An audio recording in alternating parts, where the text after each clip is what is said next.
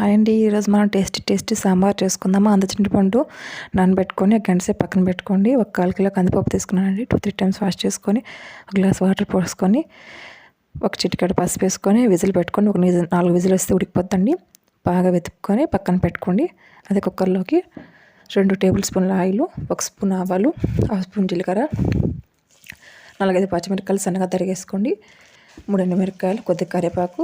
అవి ఫ్రై అయిన తర్వాత మనం కట్ చేసుకున్న ఒక పెద్ద ఉల్లిపాయ ముక్కలు, అది తర్వాత టమాటా ముక్కలు, అవన్నీ హెచ్చిపచ్చిగా ఫ్రై అవుతారు. ఎక్కువ ఫ్రై అవసరం లేదు. తర్వాత 1/2 కప్పు బీన్స్ ముక్కలు, 1 కప్పు క్యారెట్, 1 కప్పు దోసకాయ, అవన్నీ 2 నిమిషాల సేపు మగ్గనిచ్చుకోండి.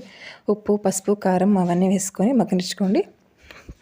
తర్వాత మనం ముందుగా కలుపుకున్నాం కదండి చింతపండు రసాన్ని తీసుకొని దాంట్లో వేసుకోండి.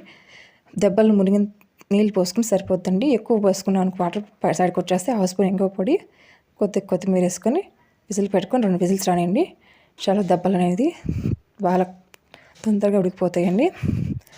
మనం మెదిపి పెట్టుకున్న పప్పుని కొద్దిగా వాటర్ వేసుకొని కుక్కర్లో పోసుకోండి. ఇప్పుడు విజిల్ అవసరం లేదండి. నార్మల్గానే కుక్ అయిపోద్ది. ఒక తెల్లి వరకు సరిపోద్ది. 1 స్పూన్ సాంబార్ పొడి వేసుకొని తెల్లిన తర్వాత ఆపేసుకోండి, సరిపోతుంది. అంతే, మన టేస్టీ సాంబార్ రెడీ అయిపోతుంది. లైక్ చేయండి, సబ్స్క్రైబ్ చేయండి. Thanks for watching.